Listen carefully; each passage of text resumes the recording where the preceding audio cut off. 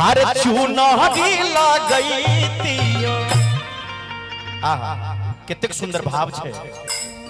मां से कहे छथिन भक्त जे कहतू त ये मैया अरे चुनरी लगैती हो, हर चुनरी लगैती हो, चुनरी में गोटावा लगैती हमार मैया, चुनरी में गोटावा लगैती हमार मैया। कहतू त ये मैया चुनरी लगैती हो, कहतू त ये मैया चुनरी लगैती हो, चुनरी में गोटावा लगैती हमार मैया, चुनरी में गोटावा लगैती हमार मैया।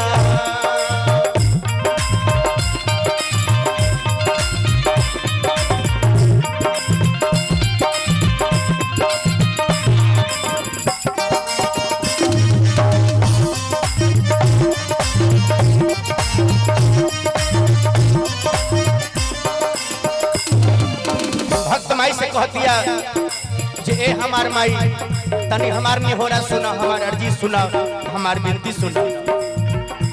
विजय मुखिया जी के सौजन्य से सुंदर से 21 रुपए के पुरस्कार बहुत बहुत धन्यवाद।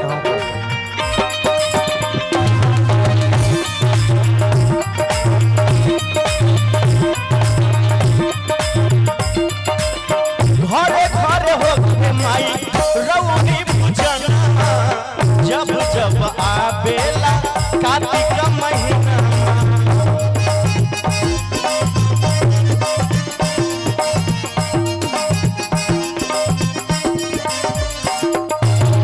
घरे घरे हो माई राउर पूजन, जब जब आवेला कार्तिक महीना।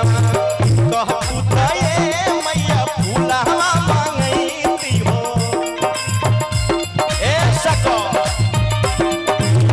कहतू त ये मैया राहुल मांगैती हो, वही पर आसन लगैती हमार मैया, वही पर आसन लगैती हमार मैया। और ये हमारे शंभू भैया के लिए प्यारा सा जिया जिया पुरस्कार आया है हमारे पूर्व कमेटी बंधु जी की तरफ से।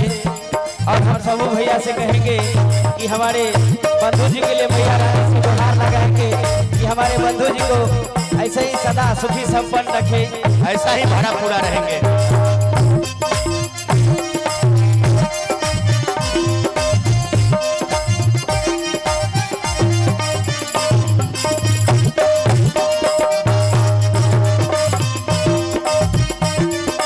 और एक प्यारा सा पुरस्कार है हमारे शंभू भैया के लिए जो 10 तारीख को ठंडा काम में आने वाले हैं।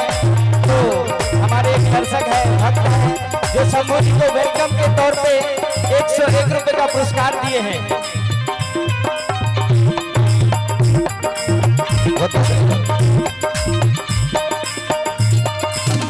हमरो भिखरिया पर फेर तू नजरिया, ऐनी नचार बन के तोहरी दुआरिया।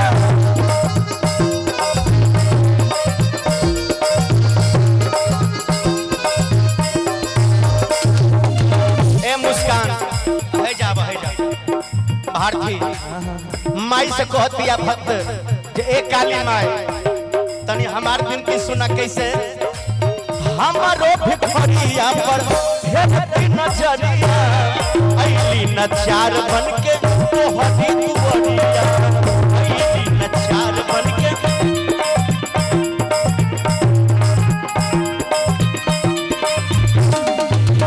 कहतू त ये माई ओही रही जईती हो, कहतू त ये माई ओही रह जईती हो, तोहर चरण दबैती ये हमार माई, तोहर चरण दबैती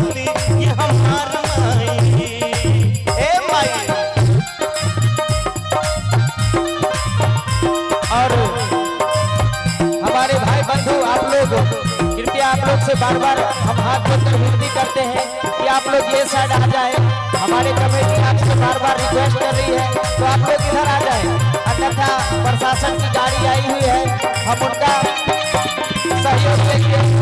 तो बाद में आप रहेंगे वहाँ पे गए मेला देखने और हमारे पैसा से घटना हो गया। इसीलिए आप लोग से हम रिक्वेस्ट करते हैं, हाथ जोड़ के रिक्वेस्ट करते हैं कि आप लोग इधर आ जाएंगे और हमारे महिला माता बहन है आप भी बैठ जाएंगे, जो भी खड़े हैं आप लोग बैठ के। हमारे शंभू भैया का बहुत ही सुंदर भजन चल रहा है और भजन में भाग ले और पुण्य का भागी बने। शंभू यादव पर दया मैया सतीश सौरभ के करती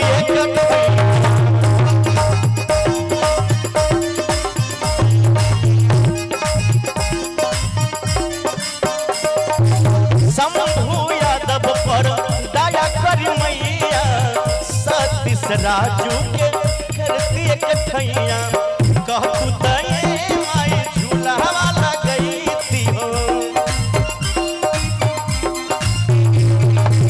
कहतू दये माई झूला वाला गई थी हो वही पर तो होगी सुनैती ये हमार माई वही पर तो होगी सुनैती ये हमार माई